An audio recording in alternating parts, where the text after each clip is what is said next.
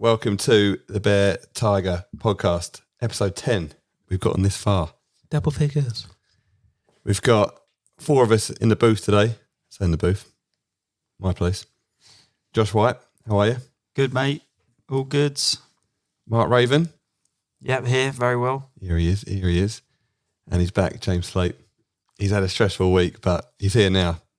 He forgot the memory card, but he's back. Here to do good things. Here we go. What's everyone been up to? Start with Mark. What have you been up to, mate? So last week I spent a couple of days at Brocket Hall. I think we spoke about that on the Monday last week. Young lad Alex Wells was playing there. Did really well actually in the Faldo series. He was in the final group for his age category.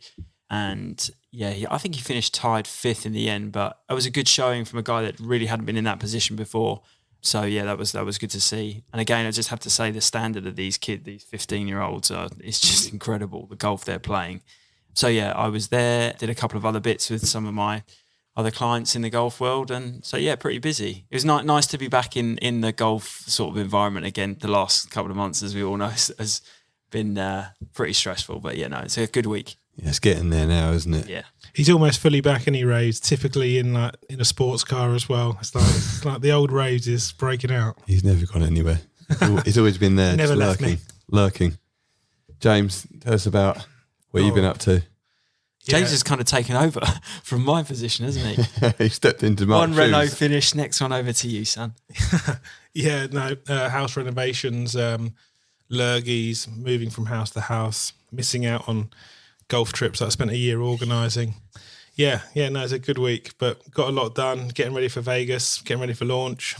It's all happening. Well, you've alluded to it there. He's organised a golf trip for my 40th.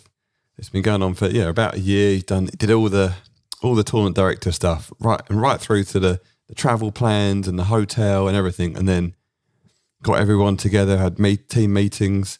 We had an evening where there were 12 of us went away, we met up and picked the teams, did all that, and then he pulls out 2 days before, doesn't come. And still taking phone calls whilst you're on tour as well. Oh, someone's left this thing here, or no one's settled a tab. Can you pay that? Or, do you know where this person is? It's like, what is going on here? You didn't pay it though, did you? No. No, so thanks for organising the trip. The trip was to Old Head. We had a 3-day tournament of all my, like my oldest best mates. James removed himself, but he's still one of my best mates. My dad came along, which was great. And Josh White, you joined us. What do you think of it? I thought Old Head was just amazing. It literally was unbelievable. Like on the peninsula when you're going out there, or every single hole, you just looked, you was going along the coast. And if you just looked down, it was just like a massive drop, wasn't it? It was sometimes I was standing on tees and I was like, I feel a little bit uneasy here. Jason Day's struggle, would he? It was so many dramatic tee shots. Like when you go to Pebble Beach, you get like the 6 holes along the coast, and they just have that wow factor. And they're quite nice holes, but like, the main thing is it's just like, what an amazing view, and you get a bit distracted by everything other than the golf course, and it just seems like Old Head, that's every single hole, every par 3 seems to be on a cliff. Yeah, but it's not samey, is it? It's like, when you play a golf course, it's a good golf course when you look back and you can remember every single hole. Like even though they were all on the coast, they were all different. But yeah, it was good. But I don't feel it as if it played completely linksy. It wasn't like the big undulations around the humps and bumps around the greens rolling off into pot bunkers and that sort of stuff. It was a bit of a mixture of it. Didn't really have like pot bunkery sort of vibe to it, did it? No, but I like that. Yeah, but there was quite a few holes. The ones that the few that weren't in the cliff were kind of in dunes, like up by the green and so forth. But yeah, it didn't have the riveted face bunker look to it. But it definitely felt linksy when that wind blew. That's for sure. I was going to ask you what the weather was like. Yeah, the weather was good. Like I think we lucked out because I've heard all sorts of stories of like just having nightmare weather really, and it being blown off the course. But we didn't have that. We had one afternoon where it got windy and it rained for a little bit, but other than that, it was kind of t-shirt and shorts weather, which was brilliant. We had 3 rounds. I was captain of one team. James Heath was the captain of the other team. So it was 6 players. So it was obviously 3 points on offer. Team Scotland was trailing going into the last round because they did play very well, to be fair. But we were able to somehow grab a half from them, which was very, very pleasing because they had a lot of talent on their team. The one match for me, we had the middle day. We played the forward tees the first day. And then the second day, we thought, well, half the golfers are, really good players, and then everyone was a really good player, to be fair, but we had a few pros, a few plus handicappers, then we had some, like my dad and JLT who, don't want to go and be beaten up for 5 hours and play a 7,300 yard golf course hitting over cliffs. So they wanted to play forward. So the first day we all played forward. Then the second day a few of us wanted to go to the back tee. So it was quite nice for us because Josh, myself, Adam G, James Heath, we go to a lot of really amazing places, a lot of amazing courses on pro-ams. And you're there with your mates, but you're not playing with your mates. You're always like, you got a team there, which is nice. But sometimes you think, I'd like to just play alongside Josh or play alongside James on this course. So the second day we had a pros group. We went right back to the back tees, and it was a different beast from those back tees. And that was good because Adam G and I, Adam doesn't play full time anymore, but he's had his card a couple of times in the past. Gritty player, probably plays the least out of all four of us. Played against Josh and James, who both hit it absolutely miles. Some group that. G-Man's got this driver, which it feels like it's from like 1986. It's got like loads of loft on it. It's short and it's whippy, and it's like a two-wood, and these balls just going up, big high cuts up into the wind, and you just couldn't get it out there. But we just ground it out. I think we were like 3 down early. These two, ballers just, blonde bombers just bombing it like blonde bombers. Like they do miles down the holes, but we just stuck in. And we knew that from the beginning. We were like, right, we're not going to be able to take them down just with ease. And we stuck in and we grinded it out, and we got half out of them. And there was a moment on the last green where he hit a lovely shot into about 6-8 feet for his birdie.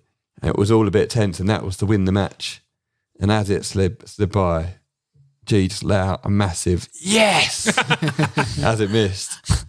But it was all in good jest, and and that was a really, really pleasing half for us. So I've never had a half that's felt like a loss as much as that one. I felt I played so well that day, because that was the day when the weather it took a little bit of a turn with the wind. It was at its strongest, and we had them couple of dodgy holes. And that was... Yeah, it's just what we do. 17, Josh knocked it on the green in 2. I had it way left. My 3-wood trying to go for the green 2, way left up into the Jumanji. We were 1 down, thinking, that's going to be it. We're going to lose. 2-1. And in that real golf way, I chipped it down to 15 feet. E3 putts, I knock it in, and all of a sudden we're all square. Yeah. Just That's such a Zane thing to do. It just happens, then that's just golf for you. But we also had a little swindle that day, didn't we? The overall. I can't remember that. No, you don't. No, I don't remember that. It was all about the big game. Don't worry about that. Yeah. Don't worry about that. It's the money, boy. Anyway, moving on from that.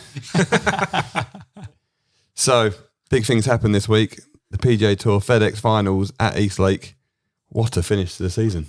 It was absolutely brilliant. Unbelievable. I sent a tweet out yesterday, Rory winning live money. Who'd have wrote it? It was just incredible. I mean, it was so gripping as well. And I think with everything that's gone on, just to sort of bring that back, I think most people who, the golf pervert, they just want to see a better brand of golf. They just want golf to find its place where it's super entertaining and enjoyable to watch. And I thought that was the epitome of really, really classy golf. There was good players everywhere, just having highs and lows consistently throughout the round. But that is the thing, isn't it? Is having the best players in the world playing against each other. That's what makes a good event for me. And if they can get that more often, just playing against each other on a few events, and I feel as if that's the recipe, I think. Yeah, but that's the bit where the Livs kind of pulled it apart. That's what we wanted for ages. Yeah. And that just pulls the best players further away from each other. But the PGA Tour did do a really amazing job this week. We had the top 30, so you got 30 guys going in there, who have all been good all year. And you got all those top players. So, even the guys down the back of the field, like, you got like Takala, not Tringali. Triangle. He's got in and he's got his own little story, but he's a face you recognise because you've watched him and you watched his journey of how he's got to the top 30, which is a massive deal. But then beyond that, I don't think we didn't miss any other players. I think, to have, Jay Monahan and the PGA Tour would have been absolutely loving having the world number 1 and the biggest draw in golf, Rory McIlroy, heading out on the last round. And just to fast forward to that last group and to that last round, having a 6-stroke lead that Scheffler had after having to go back and finish in his 3rd round on that last day, went out in the morning, birdied 4 of the last 6, to put himself way ahead of Xander Schauffele and Rory, thinking, oh, that's it, done. But if there's one person that you don't want to be 6 ahead of playing alongside in the world of golf at the moment, because we know Tiger's out, it's got to be Rory. And he's got history, isn't he, doing that previously? I mean, he came from about 8 back at Wentworth and won in the final round. So he can draw people in. And I thought that's what he does. He always has the low rounds, doesn't he? But to he did. Scotty Scheffler's, they're thinking, I'll take anybody else right now, just not this geezer. You know, what the mentality of that, he would have been a little bit scared there. Oh, he nearly nicked it from him at the Masters, didn't he? Earlier on in the year. Yeah. I mean, he was one back. Some of the graphics, though, that they were doing yesterday on the PGA coverage, I thought was great. You know, did you see that linear graph they did Scheffler and Rory? Yeah. And you could tell that Scheffler's game was sort of somewhat trending down a little bit. And not to take it away from Rory, he played himself into it in the third round, shooting 7 under, because he was flying up until the break and then came out straight from the break and had a couple of birds. He said in his interview with Henny, he was like, you know, he still thought his best golf was to come. So I don't know what his problem is with the first hole that week, but every other hole he seemed to have on the string. We sat in the clubhouse at Old Head, didn't we, Josh, and watched that first hole unfold for Rory McIlroy, making a complete hash of it. We was like, he's done. Like, we thought he's like ruined it straight away because obviously he wanged it OB first shot. So he was like, Port Rush all over again. Yeah, and then he bogeyed the second, right? Yeah, that's right. 4 over after 2 holes. That's some mental strength to come back from that. And also, it kind of comes back to like the weather was bad on that first tee. It was raining. And the true Rory style, whenever it's bad weather, he just does it. He just does these things just off the planet. But when the weather got better and now it's soft and he's still carrying it 320 with his driver, you know, it was just completely played into his hands after that. And he just played some unbelievable golf. So I didn't notice, but the weather didn't get so bad that later on in the week they had preferred lies, did they? Because they had preferred. I saw they were marking their ball in Switzerland, which come on to in a bit. But because Rory, I don't know if you noticed in the final round, he got 2 heinous mud balls. I mean, they were like, because when he was hitting that 5-wood, like hitting like 285, 295 woods, like up into orbit, they were like standing there plug mark, weren't they? Yeah. And he had one shot from like 140, which had a crater on it. And I don't know how he managed to hit it still to like 10 or 12 feet, but yeah. It's a bit of his ball fly, isn't it? Because he hits that moon ball with his driver. It just comes in from such a height. Yeah, I think you're more likely to get a bit of a mud ball than someone that hits it that little bit lower. I didn't see anyone else get them, but he had 2 horrid ones that you could tell from watching the coverage. But it was strange that it didn't do preferred lies. So it just seemed like there was mud balls everywhere. And that would be the reason they have the preferred lies. That was really kind of strange. Yeah. It didn't change that up. How good is Im, by the way? Yeah. I mean, he made that whole thing way more interesting. I mean, obviously it's great to see Scheffler and Rory at it, but Im was right there. Those last 5 or 6 holes were really, really tense. And he was absolutely gutted about that chip shot he hit on 18, wasn't he? You could see it in his face. He played so well. Yeah. He had that double, didn't he? He hit them 2 bad chip shots. Yeah, and then the par 3 shot afterwards. On 15.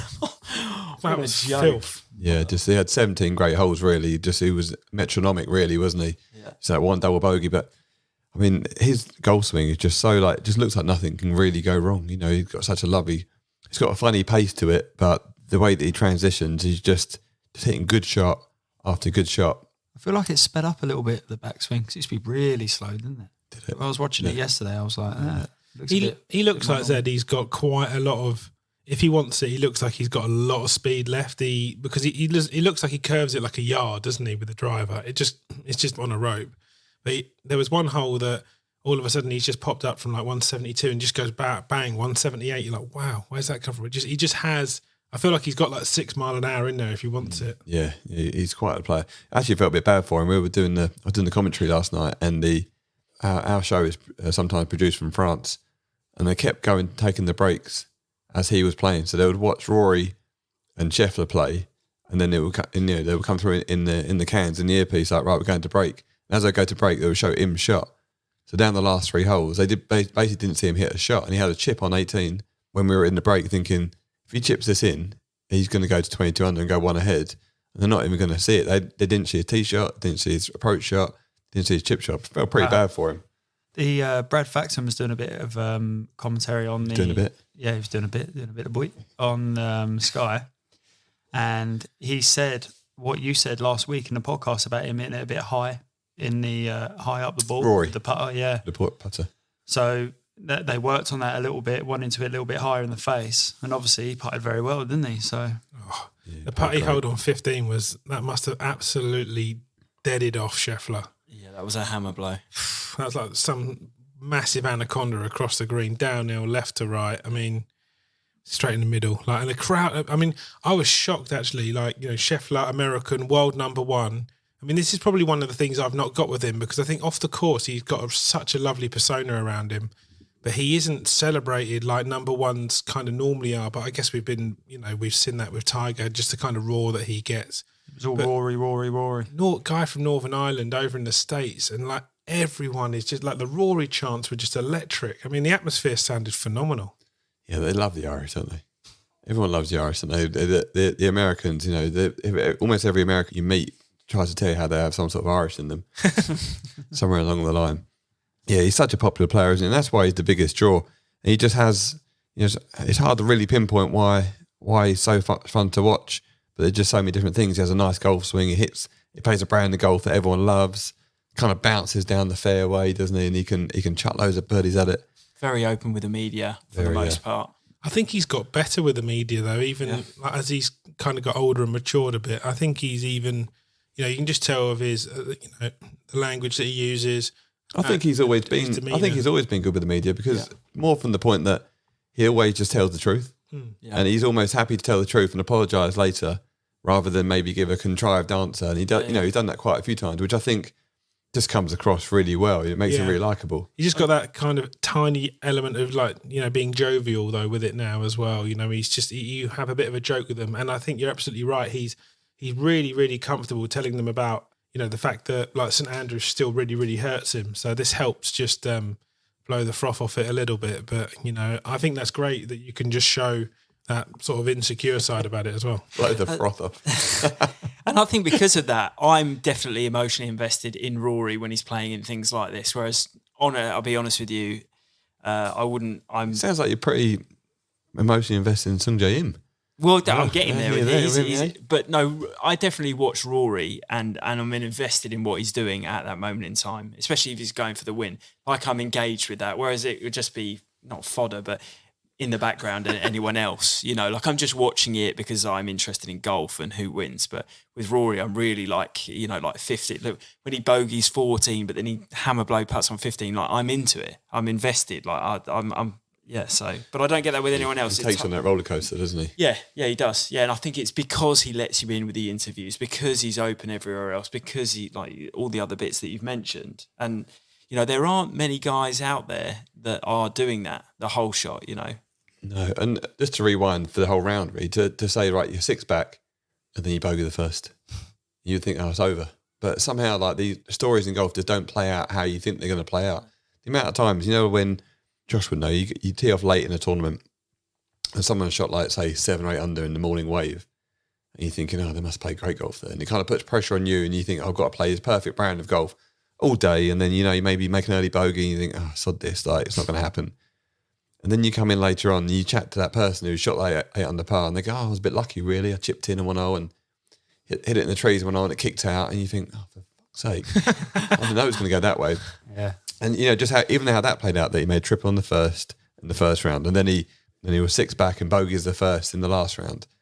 Just when you watch like Xander Schauffele, it just looked like he had the weight of the world on his shoulders playing that last round and just couldn't quite make it happen. But Rory doesn't seem to play golf with the weight of the world on his shoulders. He seems to just go out and just have at it for 18 holes, knowing at some point he's going to do something amazing. And he believes that. What a great place to be. His wedge play was good again, though, wasn't it? Yeah, that's been such a massive turning point for Rory. Yeah. Every time he has a wedge in his hand now, it just looks like he's going to hit it close. It's pin high. Yeah. I think that was it. He always kind of got it online, but it was always the distance control for me. Because he hit 1 or 2 to, I say 1 or 2, he hit 1 shot, went to about 15 feet of a wedge, and he looked genuinely pissed off. Yeah. And I think a year ago, he would have been quietly like, I'll take that. Whereas now, he's just hitting sawn off shots and highs and lows, but it looks shallower now. Like, he had a wedge shot late on yesterday, 17, and he just didn't take that massive divot that we've seen in the past. Because he used to have, he used to say that when he was under pressure with an iron shot, because he does get underneath it a little bit, so his swing thought was like just to like bury the ball into the ground. So he just like trying to smash down it as hard as he could. which gets that shot, which gets it every now and again de-lofted, and the ball just fucks off over the green. He did that with that bunker shot, didn't he? Yeah. That wedge out the bunker went like 175. And by the way, the purest club twirl you've ever seen. Like the minute he launches that, here's the club twirl. I've got a head's gone on Rory there though, because he seems to club twirl at all the wrong moments. Like he club twirls on the range. That's categorically unacceptable. You don't do that. Tell him. Right? And I will. Yeah, it's fine. Look, Rory, if you're going to club twirl, just get rid of that and skip. Yeah, exactly. Get a skip. James, say skip. Yeah. But That will trend. I'm glad you brought that up because I wrote them in my notes and I'm not looking at them. But that I referenced at the time. I was like, oh my God, that is the purest club 12 for something that's airmailed the green by 40 yards. And and if that's not if that's not taken an American out, that's dead. Yeah. That's hit a bloke like mid chest plate. Maybe he's just really impressed about how far he can hit it out of a bunker. But that's what it's club twirl. Nothing to do with the target. I know, so look how far I can hit this 8 iron. But it wasn't. It was it was genuinely a reaction of like, oh, pure. You didn't look in his eyes like he was worried or fucked off. It just Maybe I got a wrong yardage. Yeah, possibly. Maybe. Yeah, possibly. Harry's fault. Tell you what, old Harry Diamond, he's done all right there. 18 mil. I wonder if he's getting his 10% out of that. I think he's doing all right, isn't he? Do you think the top boys are on a percentage? Or do you think they just get a wage? Yeah, they'll get some sort of a bonus. They'll be salaried. Yeah. Yeah, he'll get I would imagine he'll get a salary rather than a weekly wage. But, he's travelling on Rory's jet and he ain't paying for no rooms. Is he everywhere he goes? He's eating steak dinners. Well, actually, funny you say that because last night he wasn't because Rory was staying and he was like, they had a moment at the end where it was like a player caddy interview, one of the PGA Tour shorts. Right. And it was, well done, mate. You did great this week. I'll give you a call tomorrow. He's like, yeah, I'm going to get out of here. And Harry just kind of got his own jet. More than likely. He rolls out and Rory's like, yeah, we'll have a chat in the morning, bro. It's like a real relationship. But I think we mentioned in previous pods about whether going to a friend or having, a real technician on the bag, like which one would it work? And Mark's probably got a better opinion than not, but if you're looking at his season, Rory, it's really, really quite impressive. He's top 10 in all majors. He's had 8 top 10 top 10s out of 16 events. That's fire, isn't it? He's won 3 times this year, I think. I thought it was twice. He may have won. He won maybe early, but in last year. Okay, like part of this maybe it's calendar season. Year. Yeah. So I was so gutted with St Andrews. I wanted it to be his fault. I was so desperate for him to win the major, and obviously you couldn't take anything away from Cameron Smith that week. But yeah, we can. He's going to live. We can take everything we want from him. He'll be all right. I'm so glad Rory's gone and won that again. I just feel like his game deserves to really be celebrated amongst the best ever. He's just got everything. He's so impressive with driver. The best ever. That's a big call. And he now amongst. He now holds. That's the first thing he holds over Tiger record wise, isn't it? 3 FedEx Cups versus his 2. He's won 3 of 16, which is pretty impressive. But I think that's the only record he holds over Tiger historically. Has it been around long enough for Tiger to win that many sort of thing? Has he played more than Tiger? I think he would have done, yeah. Was Tiger's won 2? All 60. What, it's been 15 years? 16 years the FedEx? 06, yeah. Yeah. Rory would turn pro the next year, wouldn't he? Yeah, so he may possibly play 1 or 2 more than Tiger. Yeah, maybe. You'd like to think that if Tiger was fit that whole time, he'd still be winning now, wouldn't he? Yeah. Would have won about 10 in a row. Did he have any digs back at Norman? Nah, I think he's probably gone a bit quiet on that because Greg Norman did actually drop one on him, didn't he? Yeah. Last week about, come back to me when you've been world number 1 for like it 300? 300 something weeks or something. Yeah. It was a little reminder, like, well done for your 21 PGA Tour events, but I was world number 1 for 22 now. Weeks. It's just, you do forget how good some of these players were, and as good as, on your point there, as good as Rory is, the players in the past, from Tiger, but then back to Jack and Greg Norman and Nick Faldo, these guys, they dominated for so long. And Rory's, he's in the midst of that. He's in kind of in the middle of his career, isn't he? And he is showing that, but he's still, there is an element of time in golf which makes you a great golfer, not as good as you can play. Yeah, I think Tiger's Tiger's capped that thing off though, with his 670 weeks at world number one. I just don't. You reckon he's got that? Yeah. I just don't. With Norman doing it, and Luke Donald had a long stint back in the day. I think the game is so competitive now. It's just impossible to have a run like that. Scheffler's been world number one. Is it because it's that competitive, or is it just because Tiger was that good? Because I think Tiger in his pomp would still be the world number one now. And how long would a Jack been number one for if they had a ranking systems then? Because I heard a stat yesterday on him that I didn't actually know. He obviously won 18 majors. He had 19 seconds. That is filth. What a waste. What a waste. Livid. Obviously he wasn't a closer. But how many weeks would he have done at world number one? You don't know. So obviously Tiger was I still believe the best ever, but I think the game's just different. I just think there's talent everywhere, isn't there? But there was talent then, Ernie Els, like that, Phil Mickelson. It wasn't as if Tiger was out there playing against a bunch of part-timers. These guys, Vijay Singh, David Duval. I'm not talking about Tiger specifically. It's more about Greg's point. Because we always think now is the most competitive time, but there was so much competition at each time. Like when Greg was coming through, they had Bernard Langer, Ian Woosnam, Sandy Lyle. They're just European names. There were just so many good players for all those times, and it just shows how good Greg was. So dominant through that stage. But he's had 300 weeks at world number one. Rory. He's had 300 weeks at world number one. He's won less majors than Rory and less PGA Tour titles. The math doesn't add up to me. So because there's so many players now in the game who are in the middle of their career that have won more majors than Greg Norman.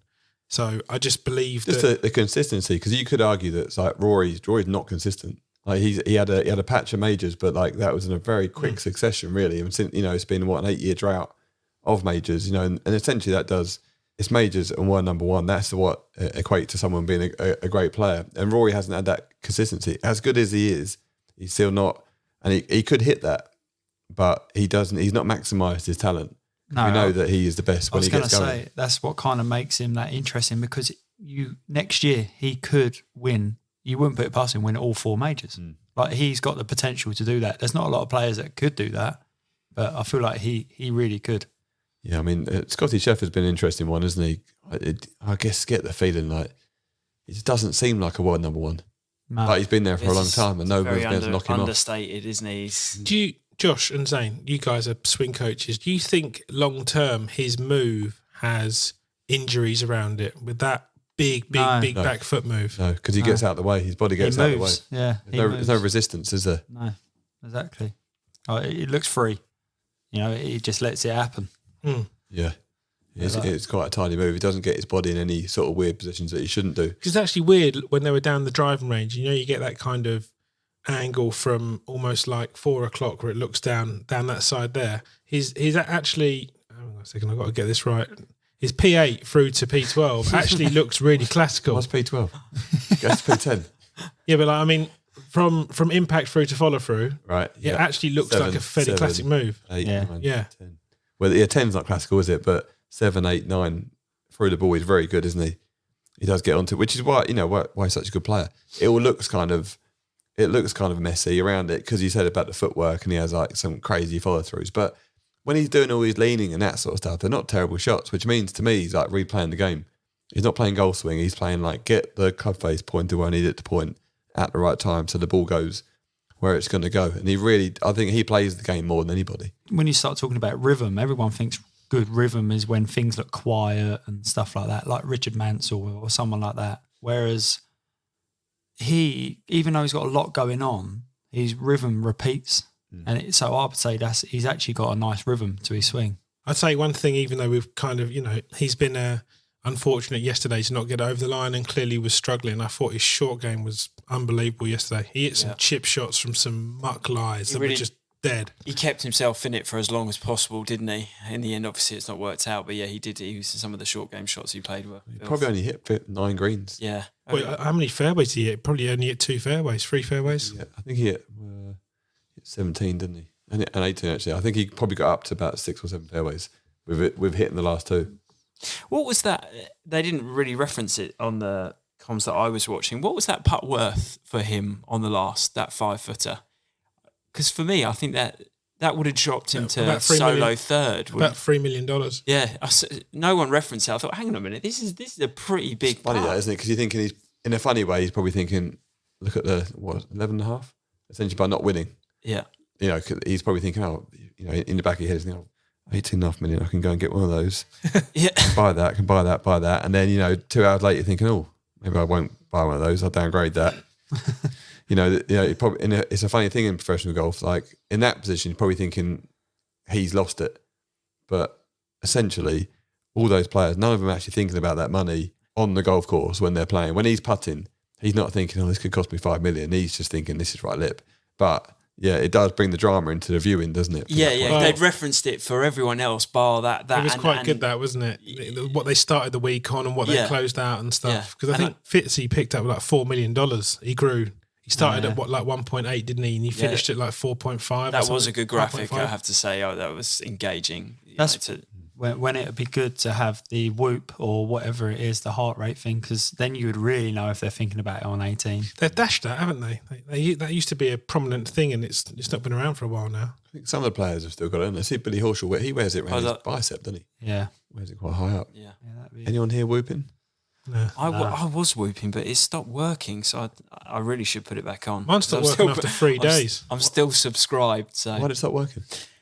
I don't know whether it was a Bluetooth. They sent me 2 or 3 different units out. It was the 4.0 one, and it kept on getting the sleep wrong. So I'd wake up after 6 or 7 hours sleep, and it would say I had 2. And so I sent an email, sent another one out, same problem. I don't know whether it was a Bluetooth issue or I should probably try again. But to be honest, I didn't want to know what the last 3 months of my sleep pattern and things. But yeah, I will try again because it is a really good tool. I will just say before we probably go off the FedEx stuff, you've got to feel for Will Zalatoris because we spoke about him in the last pod, saying how he had to walk off and hopefully he'd be okay, give it a couple of days rest. And it was probably a good idea, but turns out 2 herniated discs. And for someone who's played so well over that course of the year and really put himself in a strong position for the FedEx, that must be a pretty bitter pill to swallow for him. So I feel bad that he didn't get a chance to get in amongst it. I wonder what his insurance payout would be for not playing that. Oh, God. Well, I remember listening. They wouldn't have been happy to get that call, would they? I remember listening to the pod last week, and you guys were talking about Will, and I don't know if the news was out at that point that you were recording when how severe the injury was. No, and it wasn't. Yeah, there was thoughts around. Hopefully you can just the sensible thing, get yourself off the course and still give yourself a fighting chance next week. But a couple of you mentioned about the way in which he goes at the ball and he just hits it so hard. There is the potential concerns over injuries in there, and 2 herniated discs. That's pretty. That's a pretty big injury. That there's a load to it with his setup, and I went through the same change in my setup. It's the anterior tilt that you get in your pelvis, which gives you that curve in your lower spine, and then how hard he goes at it with that. Then a bit more of a relaxed posture. I would go with tucking that pelvis under a little bit, and not going to go too technical on that, but I think that's the way to go for him. Yeah, it kind of looks athletic, doesn't it? But it's not as a start position. But you'll see someone like Adam Scott. He changed his setup over the years to kind of round off his posture a little bit and soften it down just a touch. And he these are guys that Tiger was kind of similar. Old school players like Greg Norman and Colin Montgomery, for instance. They all did that, and they all played injury free. And yet you got someone there, the straight back, bum out, bend your knees, which, would have been some terrible information and been spat out to a lot of people when they start golf. That's ended up in injury.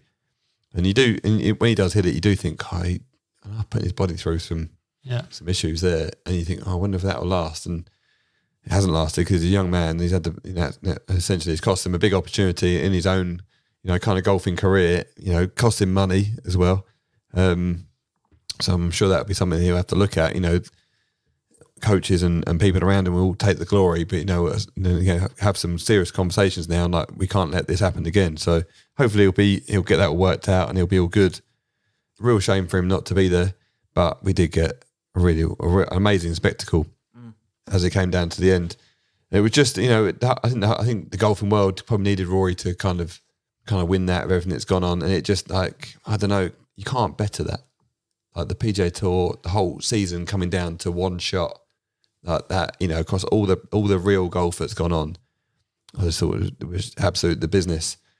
But yeah, so well done to Rory. That was thank you very much for entertaining us on a Sunday night. I was pretty tired after our old head trip, so we kind of needed a bit of adrenaline from Rory there to get us through the commentary on Sunday night.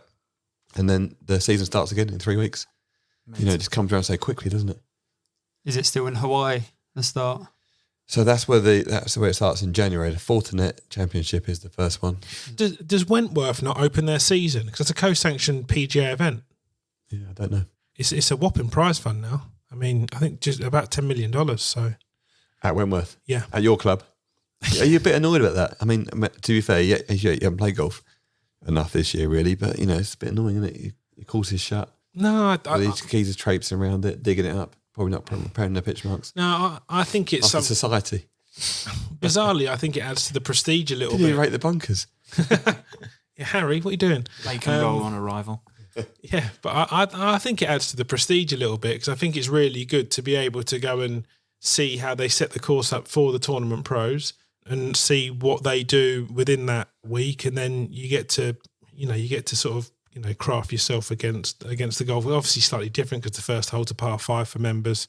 I mean, that's a bit soft, isn't it? Yeah, I think that's rubbish. That I think they just have it as a 4. Yeah, I mean, they just play it from the front of the tee box, and it's quite a straightforward hole, I think. So, and it would be a 440-yard par 4, which would be it would be a really, really, really tough start then for members anyway. Yeah.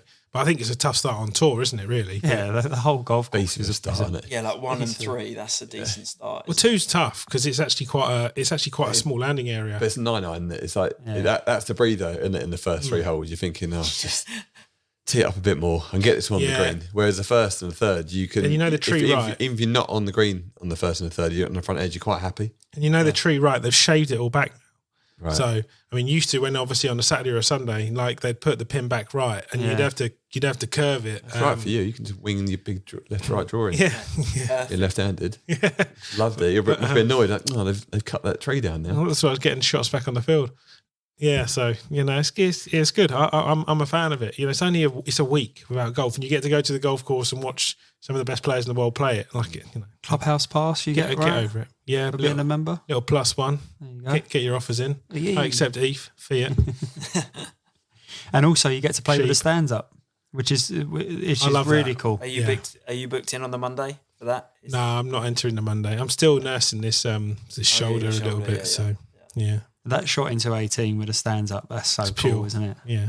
But don't you think it frees you up? You just feel like I can wang it in the stands. Yeah, it's easier, isn't it? I did that. So much easier. The stands are up just before I played with AMAC, which is where my shoulder really, really went.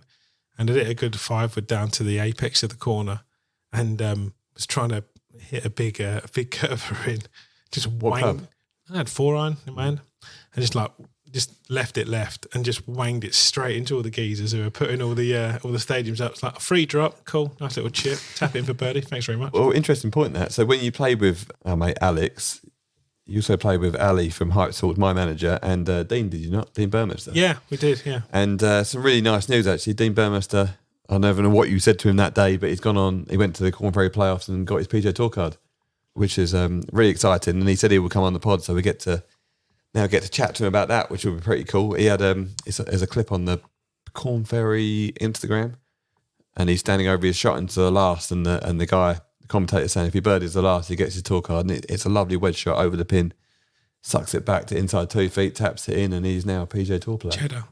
Yeah, he's a really lovely guy actually. I mean, very typically South African. I think from playing with him, very, very tough on himself. Like 10, which I always find a tough par 3 because you've got to start as a right-hander, you have to start left and bleed it. And that hole just all goes like that. And he hits it to 8 foot and he's just like laughing at himself. I'm like, you're a joke, mate. But yeah, he's a really nice golfer. Lovely, lovely guy, actually. Really nice demeanour about him. And wore his bear tiger hat at SeaWorld. So get on that.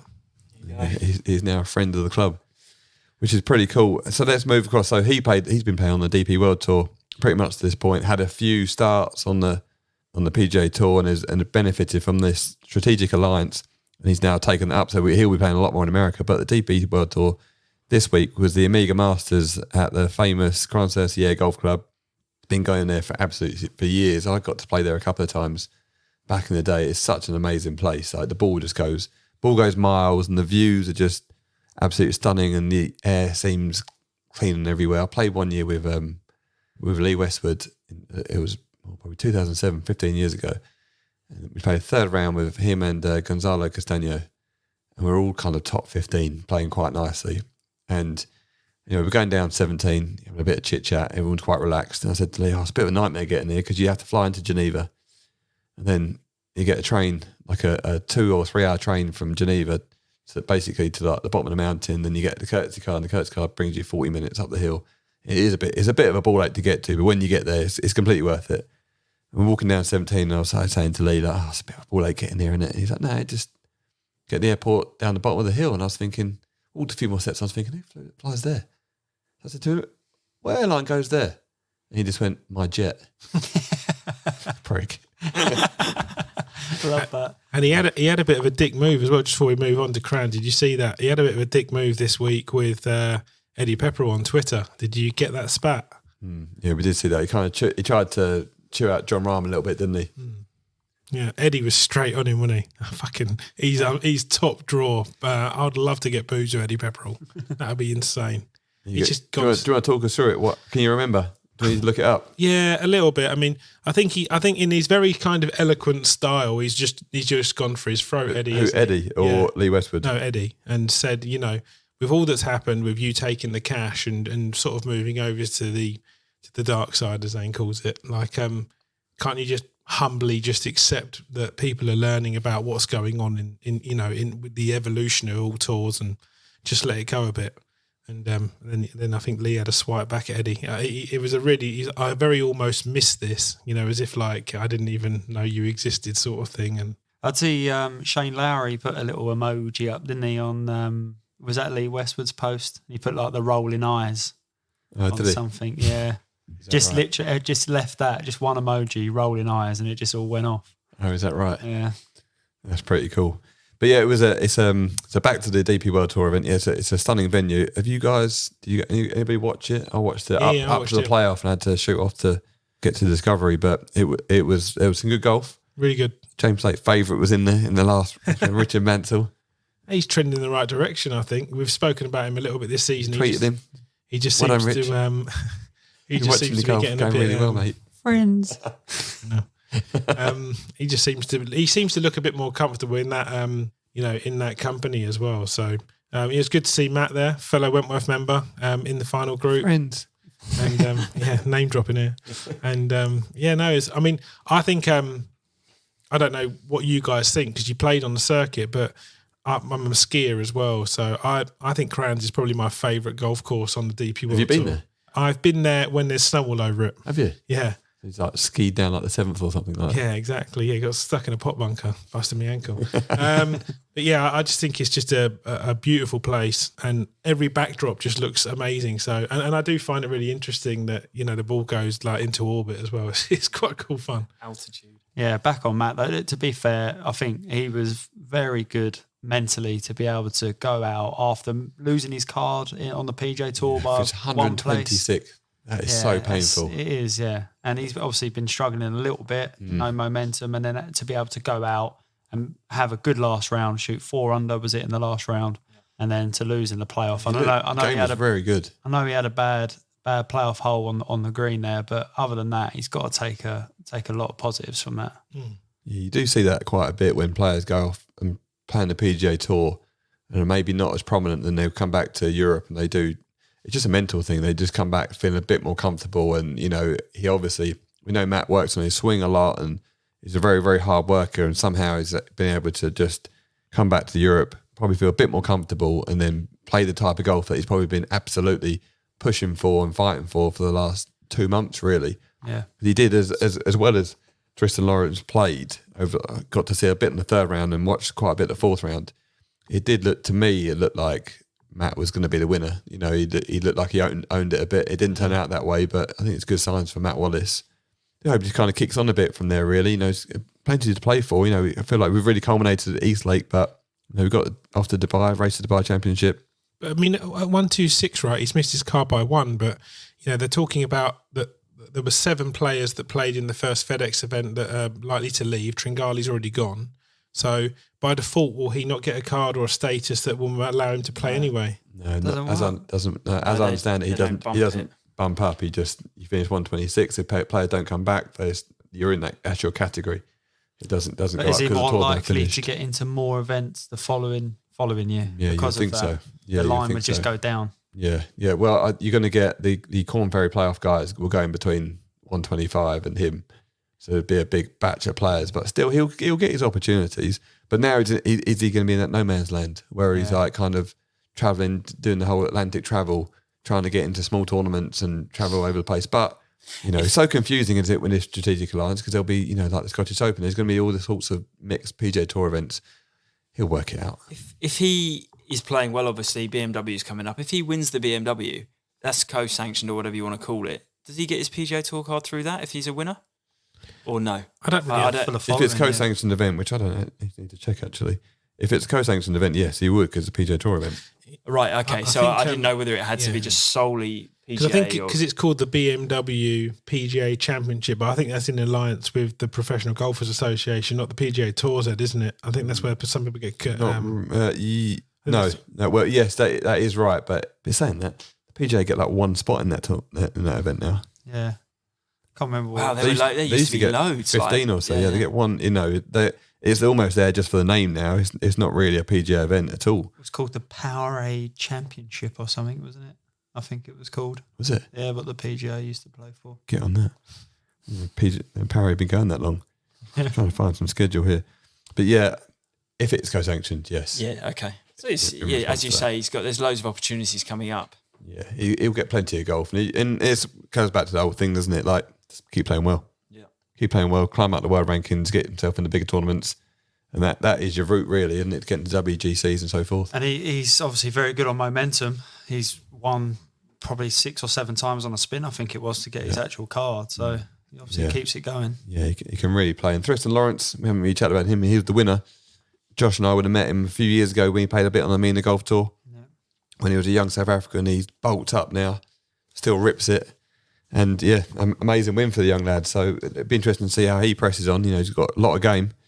Sorry that Richard Mansell couldn't win, but I think it does seem like Richard Mansell's win is on its way.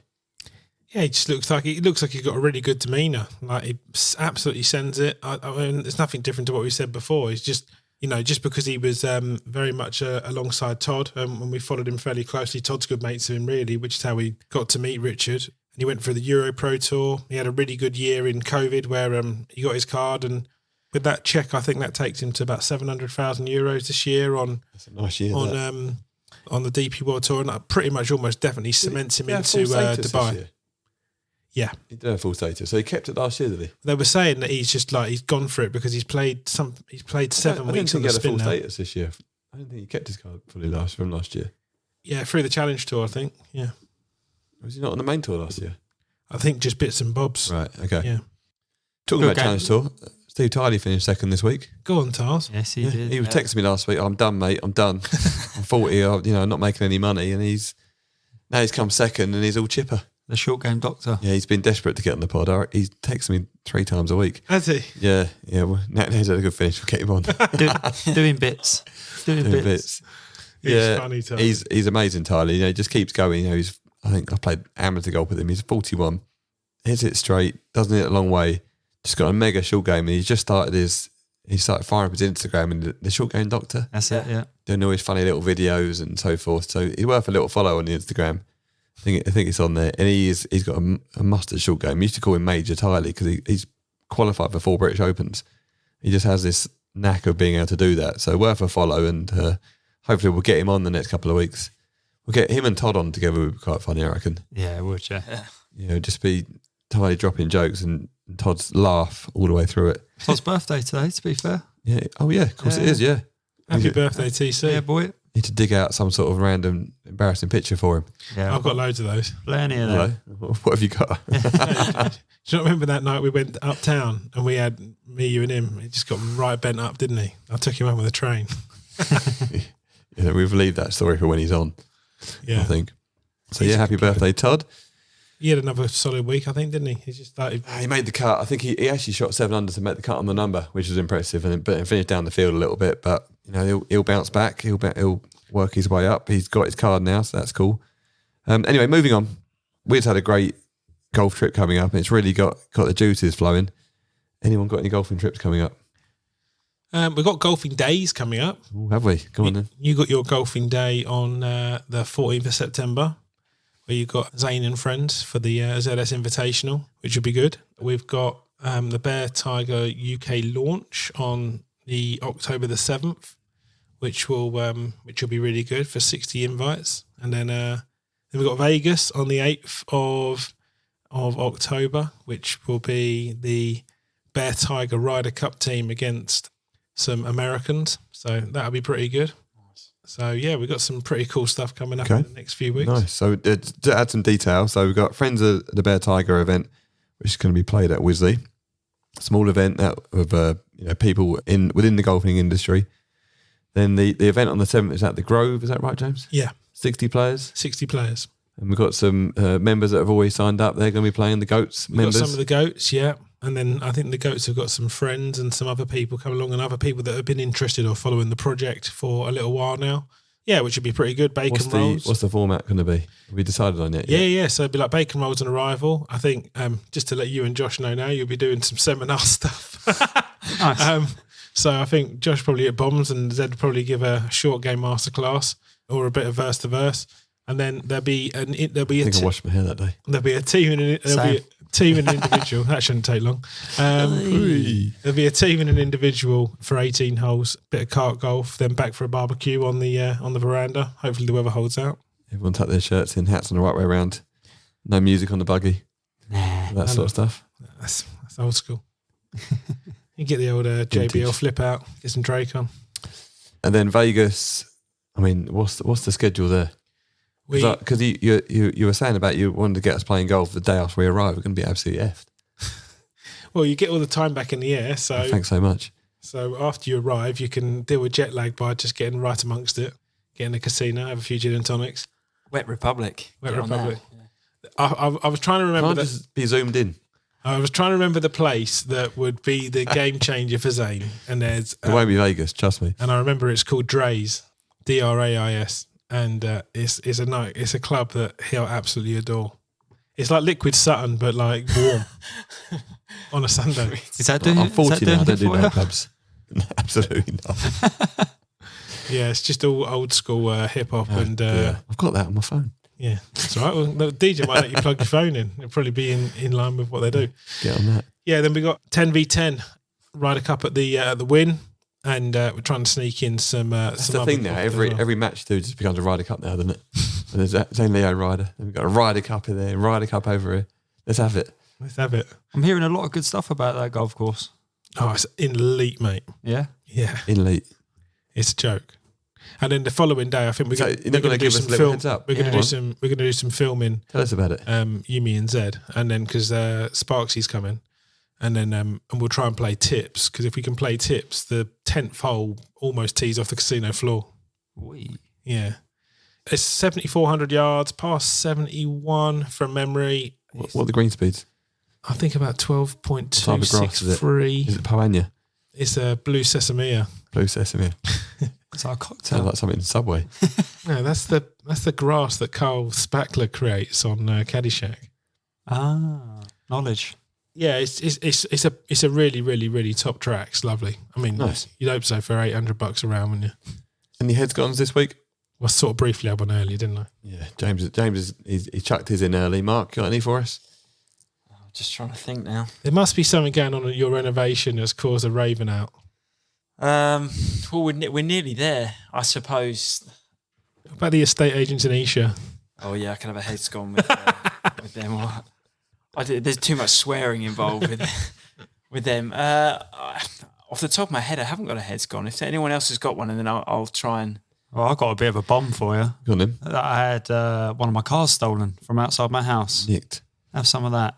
Can't believe it. So with the amount of followers we got and listeners to this podcast, get it back. If you see it red.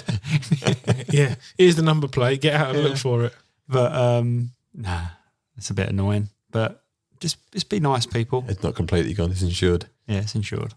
It's a bit of a thing these days, isn't it? Cars being nicked. My dad had top 2 sold this year. Jesus. But it's the stop-start remote thing. So I think these people just get this, like, I don't know what it is. They can just, without the key, just get into your car and just go. Shocker, isn't it? If you don't have you've got to have your keys in a cage, haven't you? Because they get the signal.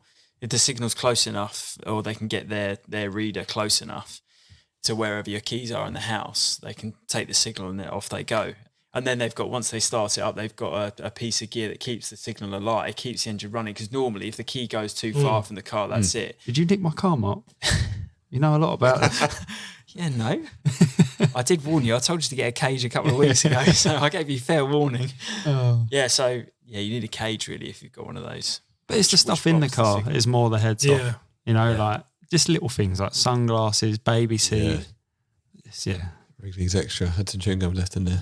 Yeah. I finished that. A couple of pounds in the change. I don't know how I forgot this actually. My head's gone. Is that we had the skip cleared off the drive, and so we'd get the other car on now, and there must have been something left on the drive. I've cleaned it up, but 2 new tyres required on the Tiguan. Both got nails, massive. One had 2 nails in it, and one had a massive cut on the inside wall. Like literally, you couldn't. I had to fill it up every petrol station just to get home, because it would go completely flat. So head's gone, because those on there, because I'm leasing the car, the same tyre's got to go on, and of course it's a Conti Sport. So yeah, I mean that's my head's gone. It's rolling. Spending money on stuff that is just totally unnecessary. You don't think about it day to day, do you? They're just black circles, but that's my head's gone. Yeah, circles. I moved back into my actual house. I had a personal head's gone, and I automatically walked into 25 grand's worth of repairs that need doing, like, instantaneously. Cheers. I was like, thanks very much for that. Is our net there? Or? I think it is, yeah. Okay. Glad you're worried about that. That's all right then. With 25 grand problem. That saves 400 quid, doesn't it? Oh, where are we going to put Bring it? the mat down. Oh, we'll find somewhere. Put it out in the driveway. I've got a head's gone for Scheffler's caddy. Did you see on the broadcast yesterday? He walked into and knocked over the bag 3 times on that back 9. Did you see that? Yeah, I did see that. Mad. Yeah. He's by the way, he's knocking over your office. He's such a nice guy. I had breakfast with him. Scott. I had breakfast with him a couple of days in at the JP. He was staying in the same hotel. Such a nice guy. Really? Yeah. And he's a good golfer as well. Is he? I don't know. He's a really golfer. I didn't actually know when we sat down on the first day. I didn't actually know he was Scotty's caddy. We just started chatting, and then and then it gets to that. But yeah, super understated, really nice guy. You just wouldn't know. I think that's their theme, really, is they're just good guys going about their business. Yeah. So yeah, but that's, if he had a heads gone, that would be it. I think, why did I walk into the bag 3 times? You got a heads gone, Zed? No, I mean, you guys are really bringing the vibe down, so I'm just going to say no. I've had a great week. I've had a lovely trip to Old Head, which was just amazing to get to. I don't know if it's a getting older thing, but you just really appreciate being around your mates and good people and going to good spots, which has really made me think about, what other golf trips we can do and we're going to go on. I know that some big goat trips next year. It seems like the next Zane Leo rider is going to be at Lot Lomond. We were going to have a discussion on the group chat yesterday, and JLT just went, everyone can come with me to Lot Lomond if you want. And everyone just went, yep, that's that. Yeah, lock and conversation over. That was all done. Made himself tour director as well, I think. Pretty. Yeah, well, the last one didn't even turn up, did he? Yeah, sorry, I did my job. Some point, didn't he? Just to finish on a bit of a golf pervy high in the TBTC chat this week, and I'd be really interested to get your free insights really quickly if we've got enough time. We had, what's the best golf club you've ever owned throughout your entire existence? Like, what's the one particular club that you remember, whether it be a putter, a driver, an iron, or whatever it was? But like, what was the best club you ever had? Mine was a Freewood 200 Series V Steel with a Grafaloy Blue X-Flex high launch shaft. It was vulgar. I wish it worked. When it snapped, I had a tears out moment. But yeah, Mark? Mine is my current driver, the M2 driver. I've had that in the bag for so long, and I cannot get away from it. I've never even... Your M2 is my favourite club, because when we do the videos, you'd hit it straight every time. Yeah, I mean, scramble. I had that built, some time ago, and I've never even wanted to look at someone. Normally when you're playing, you pick the clubs out of the bag, and I never pick anyone's driver up, because I was just like, I'm not bothered. Like, my one's mustard. So yeah, I would have to say, I know it's mad that it's current, but even looking back, I can't find anything that tops that. It's pure. My current 5-wood Yeah, is an absolute weapon. It's ridiculous, that golf. If you would see in some of the videos that we've done so far, and you got my What's in the Bag coming out, I'm sure soon, and that's it's in there. But my Nike Method putter from the oven, though, it was a prototype that they literally molded and made for me there after going on all the systems and everything like that. And I've had all my best results for that putter. That is also up there for me. Dead? Decent. I've had loads of good clubs, to be honest. It's really hard to really nail one down. My wedge. Your wedge is pretty decent. Loads of putters that I've liked. It's hard to nail one down, really. I think, just for banter, really, I would say the one that I got a 3-wood that I swapped with Jack Kenny in the junior medal. They had a regular shaft and a TP15 3-wood Mizuno thing with a Torak grip. You had to swing really slow and it would go straight. So yeah, I would say that one. But I've had so many good clubs, to be honest with you. I've had good times with a certain club, and you have that little feeling, don't you? Because you remember a shot you hit, or maybe you qualified for something, or you won something. It's probably too many to mention. Got your ERC driver back in the day? Yeah, that had its moments. They've all had their moments. Yeah, there's just, we've chatted about these in the past, haven't we? Yeah, they've all been good. Actually, I've been looking at getting some new clubs. When I said new clubs, I've been looking at getting a set of, like, after the pod we had with Jack Norman, and going through like eBay and getting like old classical clubs or clubs you've had in the past. I've been looking on eBay at picking up just like for a little bit of an extra fun set. Yeah. Been going through some old clubs. There's definitely some clubs when you're 12, 13, 14, you can't get because you can't afford them because your dad won't give you the 200 quid or whatever it is, or it's not close enough to a birthday or Christmas, and now you're thinking, I can get those now. Yeah. I haven't got to call my dad now to let me 180 quid. So maybe going to build a little set of clubs, little eBay set of clubs, which maybe do a little post on at some point. That'd be quite good fun. Is he still rocking his just his golf perv kind of bag? Now he's not sort of using a tour set like his old Titleist blade and his. Yeah, I actually chatted to him about that this week. He's got his old Rogue driver and he's got a set of old Titleist blades. And I was like, that's really cool. That he goes, I can't afford the new ones. Because having spent his whole life being given golf clubs, and then now to buy a new set of clubs, it's really a brand new set of clubs is quite a lot of money. But yeah, you can do the whole eBay thing, go in and a bit of mix and match go on and get some pretty cool stuff. I'm in the market as well for some new clubs now. So. Like you? Well, I went in to see. Also, the reason you haven't had that many clubs this year because you haven't played much golf. Well, I went to see your friend at Teeter Green, and he was very generous with the money he gave me for the old bits and bobs in the garage. Yeah. So, did you get those clubs off the skip? No, I left those in there. It was a good 100 quid there. That was my famous. I went round to his house. He just got there's clubs on the skip, like nice Titleist wedges and all sorts on there. That could have paid for the skip. That wasn't new Titleist wedges, but his old shafts. Had 3 or 4 rounds in them. Was a rescue on there from the Sunnydale foursomes? No, that went to Teeter Green. Did it? Yeah, no. So I think I'm thinking about TaylorMades. So. Oh, are you? Why is that? Is that because Rory just won? No, I've been that fanboying to the max. That is. I sent you that image a little while ago. Do you remember? I didn't know that they did. Which image? Be careful what you say. No dick pics. Take the tone right down. The blade, the TP blade and the MC, and I was like, they do these in left hand now. You're like, yeah, they look good. So I want to go and try those. You'll have Richie Mansell's back when he's soon. Full set of Wilsons on their way. Yeah, he's Titleist now. Is he? Is that been the upturn in his golf, do you reckon? Don't know. Was it the message you sent him? What shaft has Richard Mansell got on his driver, James? Might be on Aventus, actually. Like the other 40% that use it, like Zane said.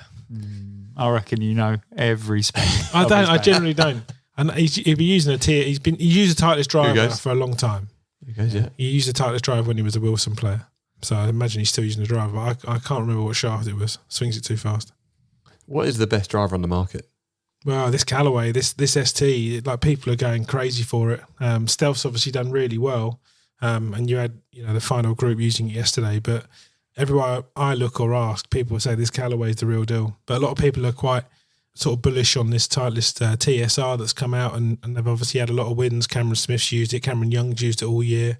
So I think those three are leading the market at the moment. One thing I will say quickly before we finish actually was because a couple of people Americans used to think that Shrixon equipment was quite funny, like it was almost like a bit of a meme in the past, and that's completely gone out of the marketplace now. They're really, really recognised as a proper top hardware producing company now, and they're just accumulating more and more golfers now, and they are like full bag as well. So Good ball as well.